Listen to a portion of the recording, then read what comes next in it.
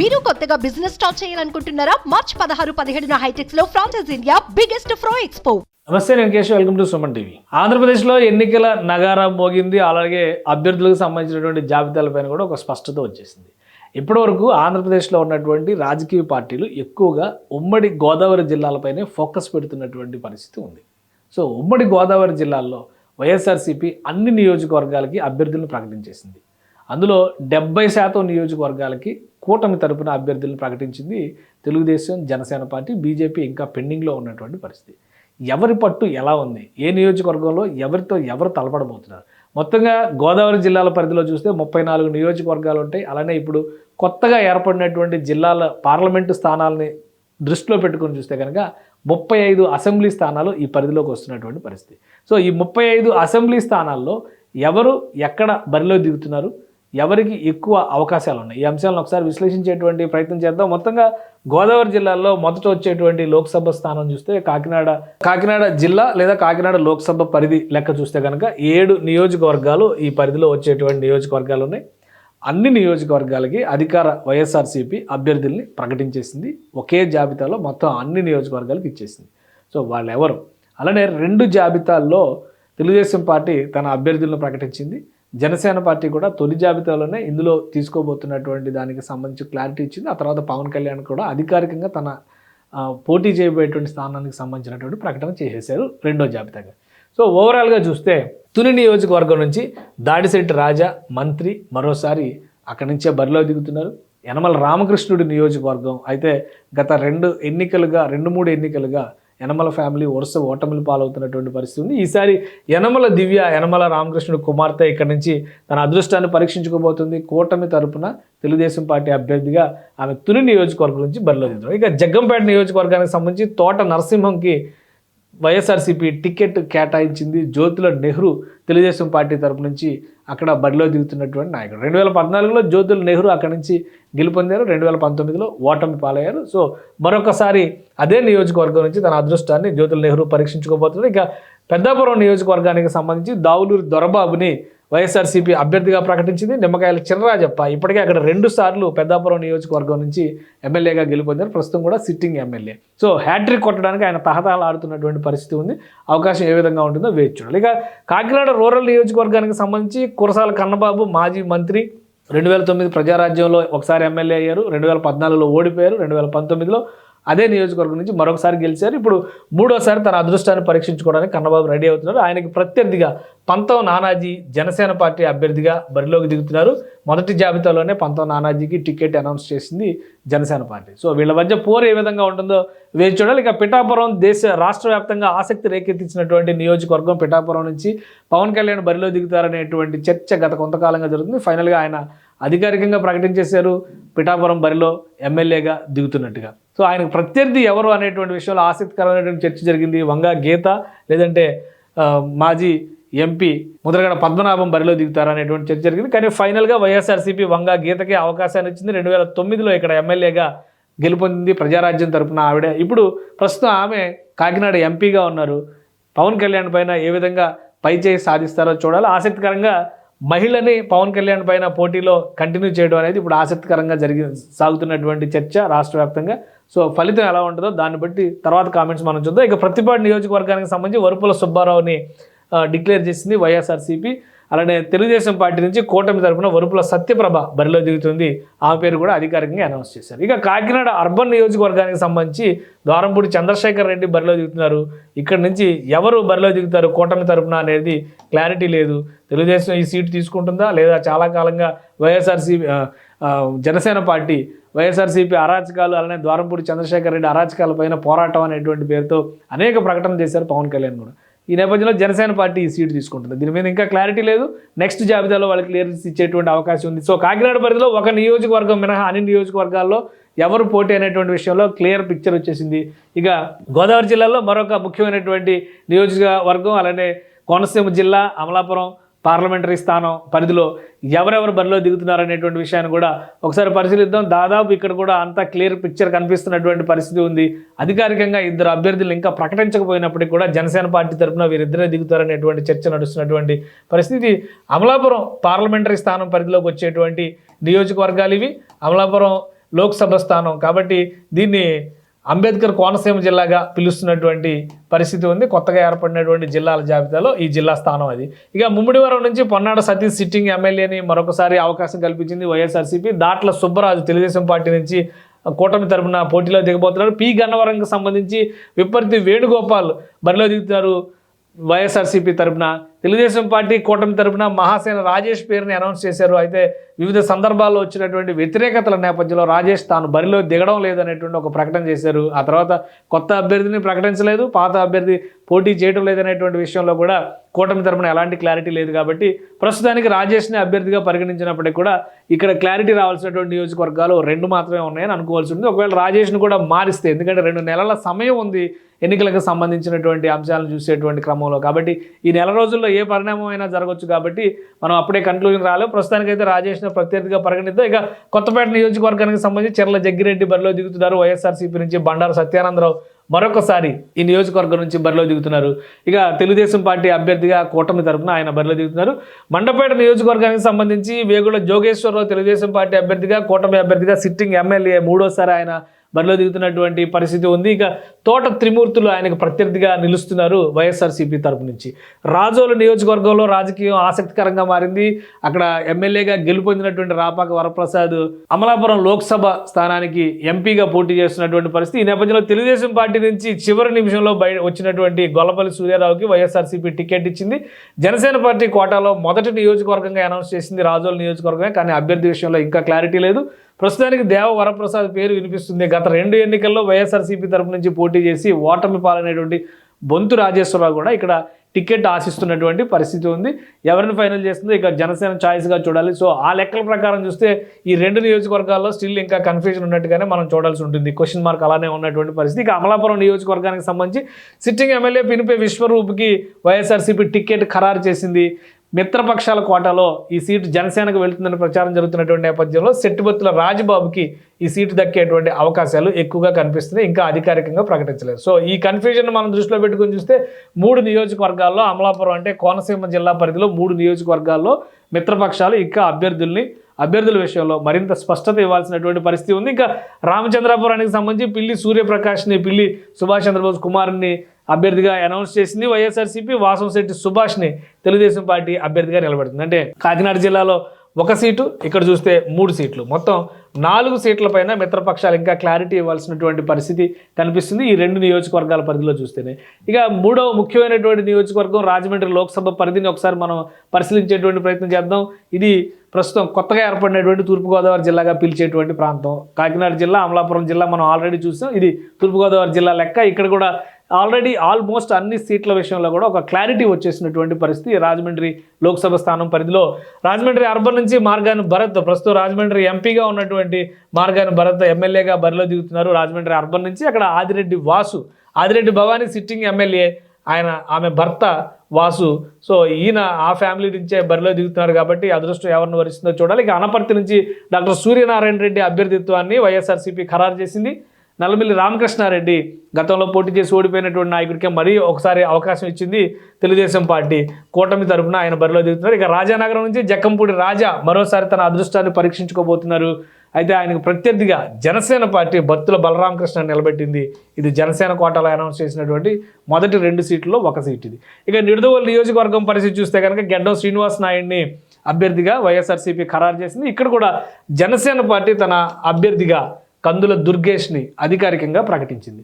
So Kovvur నియోజకవర్గం నుంచి చూస్తే తలారి వెంకట్రావు కొవ్వూరు నియోజకవర్గంలో యాక్చువల్గా సిట్టింగ్ ఎమ్మెల్యే హోంమంత్రిగా ఉన్నటువంటి తానేటి వనిత నియోజకవర్గం మార్చుకున్నారు, గోపాలపురానికి మారినటువంటి పరిస్థితి. సో ఆ స్థానంలో తలారి వెంకట్రావు బరిలో దిగుతున్నారు. ముప్పుడి వెంకటేశ్వరరావు తెలుగుదేశం పార్టీ అభ్యర్థిగా కూటమి తరపున ఇక్కడ బరిలో దిగుతున్నారు. అభ్యర్థిని అధికారికంగా ప్రకటించేసింది తెలుగుదేశం పార్టీ. ఇక రాజమండ్రి రూరల్కి సంబంధించి చెల్లిపోయిన వేణుగోపాలకృష్ణ, ఈయన కూడా రూట్ మార్చారు, నియోజకవర్గం మార్చుకొని వేణుగోపాలకృష్ణ ఇక్కడ బరిలో దిగుతున్నటువంటి పరిస్థితి ఉంది. అలానే ఆయనకు ప్రత్యర్థిగా Gorantla Butchaiah Chowdary sitting MLA already 2 సార్లు 2014, 2019లో ఇక్కడి నుంచి ఇదే నియోజకవర్గం నుంచి గోరంట్ల బుచ్చయ్య చౌదరి గెలుపొందారు. ఈసారి చెల్లిపోయిన వేణుగోపాలకృష్ణ మంత్రి తన అదృష్టాన్ని పరీక్షించుకోబోతున్నారు రాజమండ్రి రూరల్ నియోజకవర్గం నుంచి వైఎస్ఆర్సీపీ తరఫున. ఇక గోపాలపురం నుంచి Taneti Vanitha present home minister ఆమె నియోజకవర్గం మార్చుకొని అక్కడ బరిలో దిగారు. మద్దిపాటి వెంకటరాజు అభ్యర్థిత్వాన్ని తెలుగుదేశం పార్టీ ఖరారు చేసింది. సో ఇక్కడ చూస్తే పిక్చర్ పరంగా చూస్తే 7 నియోజకవర్గాల్లోనూ అభ్యర్థుల విషయంలో ఎవరికి వాళ్ళు చాలా క్లియర్గా ఉన్నారు. అభ్యర్థులు అధికారికంగా ప్రకటించారు. ఇక ఈ నెల రోజులు కూడా ఎలక్షన్స్ వచ్చే వరకు చూస్తే 1.5 రోజులు కూడా ప్రచారానికి ఏమాత్రం ఢోకా లేకుండా వాళ్ళ ప్రయత్నాలు వాళ్ళు చేసుకోవడానికి అయితే అవకాశాలు పుష్కలంగా కనిపిస్తుంది. దాదాపు 2 నెలల సమయం ఇక్కడ రాజమండ్రి లోక్సభ స్థానం పరిధిలో ఉన్నటువంటి ఎమ్మెల్యే అభ్యర్థులందరికీ కూడా ఉన్నటువంటి పరిస్థితి. ఇక రాజమండ్రి తర్వాత పశ్చిమ గోదావరి జిల్లా పరిధిలోకి మనం నియోజకవర్గాలను ఒకసారి పరిశీలించేటువంటి ప్రయత్నం చేద్దాం. ఇక్కడ కూడా దాదాపు అభ్యర్థుల విషయంలో ఒక క్లారిటీ ఉంది. అధికారిక ప్రకటన జనసేన పార్టీ ఇంకా చేయలేదు కాబట్టి అది ఒక్కటే ఖాళీగా ఉన్నట్టు చూడాలి. చివరి నిమిషంలో ఏమైనా మారుస్తారో లేదో తెలుసుకునేటువంటి ప్రయత్నం చేద్దాం. నరసాపురం లోక్సభ పరిధి, ఇది చాలా కీలకమైనటువంటి నరసాపురం లోక్సభ స్థానం పరిధి. ఎందుకంటే రఘురామకృష్ణరాజు ఇక్కడ ఎంపీగా ఉన్నారు, వైఎస్ఆర్సీపీకి రెబల్గా మారినటువంటి నాయకుడు. సో ఇక్కడి నుంచి అభ్యర్థిత్వాలని ప్రకటించేటువంటి క్రమంలో వైఎస్ఆర్సీపీ కూడా లోక్సభకి అభ్యర్థి గెలవాలంటే అసెంబ్లీలో కూడా బలమైనటువంటి అభ్యర్థులు ఉండాల్సినటువంటి అవసరం ఉంది. కాబట్టి ఇక్కడ అన్ని నియోజకవర్గాలకి వైఎస్ఆర్సీపీ అనౌన్స్ చేసింది. ఆచంట నియోజకవర్గానికి సంబంధించి చెరుకువాడ శ్రీరంగనాథరాజుకి టికెట్ కేటాయించింది. ఇక తెలుగుదేశం నుంచి పితాని సత్యనారాయణ మాజీ మంత్రి, ఆయన బరిలో దిగుతున్నారు కూటమి తరఫున. పాలకొల్లు నియోజకవర్గానికి సంబంధించి గోడల శ్రీహరి గోపాలరావుని డిసైడ్ చేసింది వైఎస్ఆర్సీపీ. నిమ్మల రామానాయుడు సిట్టింగ్ ఎమ్మెల్యే మరొకసారి తెలుగుదేశం పార్టీ అభ్యర్థిగా ఉమ్మడి కూటమి తరఫున ఆయన బరిలో దిగుతున్నారు. సో వీళ్ళిద్దరిలో ఎవరికి అవకాశం దక్కుతుందో చూడాలి. ఇక ఉండి నియోజకవర్గానికి పివిఎల్ నరసింహరాజుని ఖరారు చేసింది వైఎస్ఆర్సీపీ. సిట్టింగ్ ఎమ్మెల్యే మంతెన రామరాజుని టీడీపీ ఖరారు చేసింది. అయితే ఇక్కడ మాజీ ఎమ్మెల్యే కలవపూడి శివ అక్కడ తిరుగుబాటు అభ్యర్థిగా మారుతున్నటువంటి పరిస్థితి ఉంది. ఆయన తిరుగుబాటు చేస్తారా లేదా వైఎస్ఆర్సీపీతో కలుస్తారా, ఆయన యాక్షన్ ప్లాన్ బట్టి ఇక్కడ గెలుపు డిసైడ్ అయ్యేటువంటి అవకాశాలు కనిపిస్తుంది. ఇక తణుకు నియోజకవర్గానికి కారుమూరు నాగేశ్వరరావు మంత్రి మరోసారి తన అదృష్టాన్ని పరీక్షించుకోవడానికి రెడీ అవుతున్నారు. వైఎస్ఆర్సీపీ అభ్యర్థిగా తెలుగుదేశం నుంచి అరిమిల్లి రాధాకృష్ణకి టికెట్ కేటాయించారు. ఇక్కడ వరకు తెలుగుదేశం పార్టీ అభ్యర్థుల అంశం ముగిసినట్టుగా మనం చూడాల్సి ఉంటుంది. ఉమ్మడి పశ్చిమ గోదావరి జిల్లా నరసాపురం లోక్సభ స్థానం పరిధిలో చూస్తే ఇక నరసాపురం అసెంబ్లీ స్థానానికి సంబంధించి ముదునూరు ప్రసాదరాజుకి మరోసారి టికెట్ కేటాయించింది వైఎస్ఆర్సీపీ. బొమ్మిడి నాయకర్ జనసేన పార్టీ అభ్యర్థిగా ఇక్కడ బరిలో దిగేటువంటి అవకాశాలు ఎక్కువగా ఉన్నాయి. ఆల్రెడీ ఆయన అభ్యర్థిత్వాన్ని ఖరారు చేశారన్నారు. జనసేన పార్టీ ఏంటంటే ఆ తీసుకున్న 20 నియోజకవర్గాల్లో కూడా ఒక కన్ఫ్యూజన్ క్రియేట్ చేసి పెట్టుకుని కూర్చున్నటువంటి పరిస్థితి. 5 నియోజకవర్గాలకు ఫస్ట్ అనౌన్స్ చేశారు, మళ్ళీ ఒక నియోజకవర్గానికి తర్వాత నిడదవోలుకు ప్రకటించారు, తర్వాత పవన్ కళ్యాణ్ నేనే వస్తున్నానంటే ఆయన ఒక నియోజకవర్గానికి ప్రకటించారు. కాబట్టి ఇంకా 14 నియోజకవర్గాలకు క్లారిటీ ఇవ్వాల్సినటువంటి అవసరం జనసేన పార్టీ అభ్యర్థుల్లో ఉంది. కాకపోతే అక్కడక్కడ వస్తున్నటువంటి ఇన్ఫర్మేషన్ కావచ్చు, కొన్ని కార్యక్రమాల్లో అధికారికంగా వీళ్ళని డిసైడ్ చేసాం అనేటువంటి మాటలు మాట్లాడుతున్నటువంటి ఆధారంగా చూస్తే కనుక దాదాపు ఈ అభ్యర్థులకి టికెట్లు కేటాయించవచ్చు. ఈ కన్ఫ్యూజన్ మినహా మిగతా ఏ కన్ఫ్యూజన్ లేదు. త్వరలో ఆ టికెట్లు అనౌన్స్ చేస్తారు జనసేన పార్టీ నాయకులని ఆశిద్దాం. ఇక భీమవరం నియోజకవర్గంలో కూడా అదే పరిస్థితి. గ్రంథి శ్రీనివాస్ని వైసీపీ అధికారికంగా అనౌన్స్ చేసింది సిట్టింగ్ ఎమ్మెల్యే. పులపర్తి రామాంజనేయులు ఇక్కడ నుంచి పోటీ చేసేటువంటి అవకాశం ఉంది. ఇది పవన్ కళ్యాణ్ గత ఎన్నికల్లో పోటీ చేసినటువంటి నియోజకవర్గం. గ్రంథి శ్రీనివాస్ పవన్ కళ్యాణ్ ఓడించి ఎమ్మెల్యే అయినటువంటి నియోజకవర్గం. సో పవన్ కళ్యాణ్ పిఠాపురం బరిలో దిగుతాను అనేటువంటి మాట అధికారికంగా ప్రకటించారు కాబట్టి తెలుగుదేశానికి మాజీ ఎమ్మెల్యేగా ఉన్న పులపర్తి రామాంజనేయులు ఆ ప్రకటనకు ఒక రోజు ముందుగానే జనసేన పార్టీలో చేరారు కాబట్టి టికెట్ ఆయనకే ఇచ్చే అవకాశాలు 90% ఉన్నట్టుగా తెలుస్తుంది. ఇక తాడేపల్లిగూడెం జనసేన కోటాలోకి వస్తే పక్కాగా ఇక్కడ బరిలో దిగేది జనసేన అభ్యర్థిగా బొలిశెట్టి శ్రీనివాస్, తాడేపల్లిగూడెం మాజీ చైర్పర్సన్గా కూడా ఆయన పనిచేశారు. సో మంత్రి కొట్టు సత్యనారాయణ ఇక్కడ నుంచి బరిలోకి దిగుతున్నారు. ఈసారి ఆయన ఏ విధంగా కంటెస్ట్ చేయబోతున్నారు, వీళ్ళ బలాబలాలు ఎలా కలిసి వస్తాయి అనేది చూడాలి. సో ఈ అధికారికంగా ప్రకటించని అంశాలను కూడా మనం దృష్టిలో పెట్టుకొని చూస్తే కనుక మొత్తం అన్ని నియోజకవర్గాల్లో కూడా పోటీ పిక్చర్ క్లియర్ అయిపోయినట్టుగానే మనం చూడాల్సి ఉంటుంది. రాజమండ్రిలో అంతా క్లియర్ అయిపోయింది. అమలాపురంలో 2-3 నియోజకవర్గాల్లో అధికారిక ప్రకటనల కోసం ఒక అయోమయ స్థితి ఉంది. అదే తరహా స్థితి నరసాపురంలో కూడా అయోమయ స్థితి ఉంది. అలానే కాకినాడకు సంబంధించి ఒకే ఒక్క నియోజకవర్గాన్ని ప్రకటించాల్సినటువంటి పరిస్థితి ఉంది. అంటే ఇక్కడ వరకు చూస్తే కనుక 7 నియోజకవర్గాలకు సంబంధించినటువంటి స్పష్టత కూటమి తరపున ఇవ్వాల్సినటువంటి అవసరం కనిపిస్తుంది. ఇక ఏలూరు నియోజకవర్గాన్ని కూడా ఒకసారి పరిశీలించేటువంటి ప్రయత్నం చేద్దాం. ఏలూరు లోక్సభ పరిధి అంటే ఏలూరు పశ్చిమ గోదావరి జిల్లాని 2 భాగాలుగా విభజించిన తర్వాత నరసాపురం జిల్లాని పశ్చిమ గోదావరి జిల్లాగా వ్యవహరిస్తున్నారు. నరసాపురం లోక్సభ స్థానం పరిధిలో వచ్చేటువంటి నియోజకవర్గాలు ఉన్న ప్రాంతాన్ని ఏలూరు లోక్సభ పరిధిలో వచ్చేటువంటి నియోజకవర్గాలు ఉన్నటువంటి ప్రాంతాన్ని ఏలూరు జిల్లాగా వ్యవహరిస్తున్నటువంటి పరిస్థితి ఉంది. ఏలూరు జిల్లా పరిధిలో, ఏలూరు లోక్సభ పరిధిలో ఉన్నటువంటి నియోజకవర్గాలు 7 ఇవి. చింతలపూడి నియోజకవర్గం ఎస్సీ సామాజిక వర్గానికి సంబంధించినటువంటి నియోజకవర్గం. ఖమ్మం విజయరాజు వైఎస్ఆర్సీపీ అభ్యర్థిగా ఉన్నారు. సొంగా రోషన్ తెలుగుదేశం పార్టీ అభ్యర్థిగా ఉన్నారు. మొదటి జాబితాలోనే ఈ అనౌన్స్మెంట్ అయిపోయింది. ఇక నూజివీడుకు సంబంధించి మేకా ప్రతాప్ వెంకటప్పారావు సిట్టింగ్ ఎమ్మెల్యే, ఆయన బరిలో దిగుతున్నారు. కొలుసు పార్థసారథి, ఈయన నియోజకవర్గం మారి పెనమలూరు సిట్టింగ్ ఎమ్మెల్యే, అక్కడి నుంచి ఇక్కడికి మారి తన అదృష్టాన్ని టీడీపీ తరఫున, కూటమి తరఫున పోటీ చేస్తూ ఉన్నటువంటి పరిస్థితి. ఇక ఉంగుటూరు నియోజకవర్గానికి సంబంధించి పుప్పాల శ్రీనివాసరావుని వైఎస్ఆర్సీపీ ఫైనల్ చేసింది. జనసేన పార్టీ అభ్యర్థిగా పచ్చమట్ల ధర్మరాజు పోటీ చేసే అవకాశాలు ఉన్నాయి. అధికారికంగా ఇంకా ప్రకటించినప్పటికీ కూడా మొన్న ఆయనకి ఏవో డాక్యుమెంట్స్ ఇచ్చారు. ఆ ప్రకారం చూస్తే ఆయనే పోటీలో ఉండే అవకాశం కనిపిస్తుంది. ఇక పోలవరం నియోజకవర్గానికి సంబంధించి తెల్లం రాజ్యలక్ష్మిని వైఎస్ఆర్సీపీ అభ్యర్థిగా ప్రకటించింది.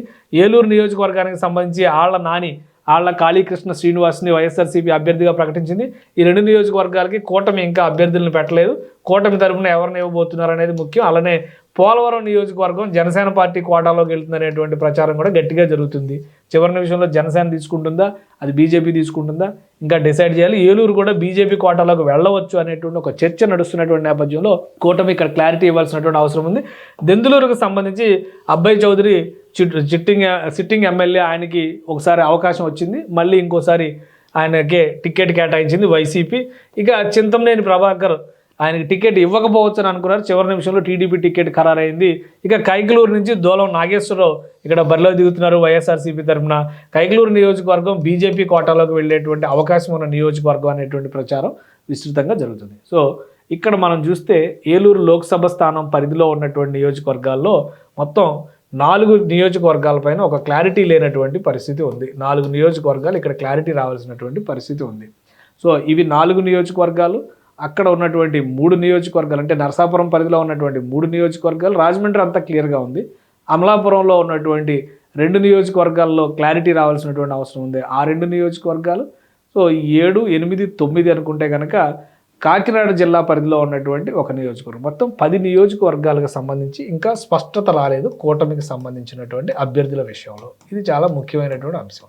మనం ఉమ్మడి గోదావరి జిల్లాల పరంగా చూస్తే కనుక కేవలం 34 నియోజకవర్గాలు మాత్రమే వచ్చే అవకాశం ఉంది. కానీ లోక్సభ స్థానాల పరిధిలో చూస్తున్నటువంటి నేపథ్యంలో 35 నియోజకవర్గాలు, ఈ 5 లోక్సభ స్థానాల పరిధిలో 35 నియోజకవర్గాలు వస్తాయి. అంటే 10 సీట్లకి ఇంకా క్లారిటీ ఇవ్వలేదు. వైఎస్ఆర్సీపీ అన్ని సీట్లకి కూడా అభ్యర్థుల్ని ప్రకటించేసినటువంటి పరిస్థితి ఉంది.